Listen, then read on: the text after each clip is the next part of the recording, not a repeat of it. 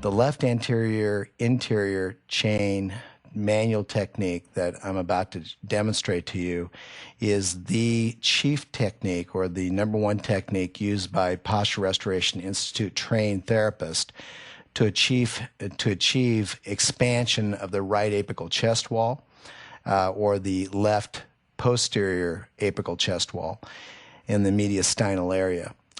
It reflects the pattern an individual is in, and the pattern that an individual cannot get into as a result of having a limited ability to fully exhale on the left and fully inhale on the right. This technique is designed to move ribs down on the left side to help with the diaphragm's capability of achieving good respiratory mechanics for inhalation that should be occurring on the contralateral side in the right apical region. So it's a very important technique. It precedes all other left AIC orientated manual techniques. And it's a very important technique to use for all of our brachial chain manual techniques that will also be demonstrated in this video. The operator is going to be at the head of the patient. Their left hand will be on the left body of their sternum. The tip of the operator's left third finger should be slightly below and around the xiphoid process. The operator is going to ask the patient to roll to their left. They're going to place the right hand underneath the patient's central right back with the most lordotic apex vertebrae between the third and fourth fingers. During inhalation, the operator is going to pull, guide, and rotate more with their right hand, right back of their arm and forearm. They're going to push and guide, rotate and hold the upper left chest with their left hand as they slightly pull the entire chest with their right hand. During exhalation, the operator is going to guide the left ribs down while they pull the right thoracic up. They're going to hold at pause phase of diaphragmatic breathing. We are often asked, how do you know when you have achieved full zone of apposition on the left side following a left AIC PRI manual technique? The answer to that question is, you know when you've achieved full left ZOA when the tangential tension of the diaphragm is restored. When the patient's rib cage completely moves into internal rotation upon exhalation without tension, that you probably have reached a good zone, which means the dome of the diaphragm now has been achieved. On a video, it would look like this. She'll take a breath of air in, she'll blow out, and the rib cage will go down and depress. She breathes in, she blows out, and again, the rib cage goes down easily without any difficulty whatsoever. If I take my hand off of her chest wall, it would look like this. She breathes in, her ribs come up, my hand comes up, she blows out, and it would fall and drop all the way down as far as those ribs will allow internal rotation of that rib cage to occur. Now, this technique is an important technique from the standpoint that both hands have a purpose. The left hand is the hand that guides the air out of the chest wall, and the right hand is the hand that guides the air into the chest wall. My third and fourth index fingers, or my third and fourth fingers, are in the most lordotic position of the lumbar thoracic junction. They need to be below the T8 and T9 level, as that's the level that the diaphragm leaflet lays in.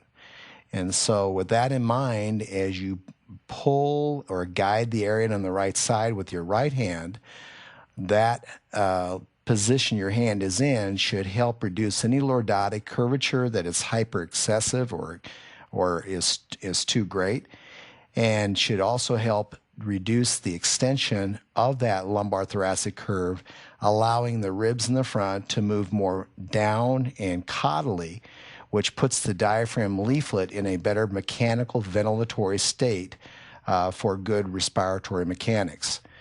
The left hand is used to help disengage the neck. It's used to help move the ribs down into an internal state, and it's primarily an exhalation hand.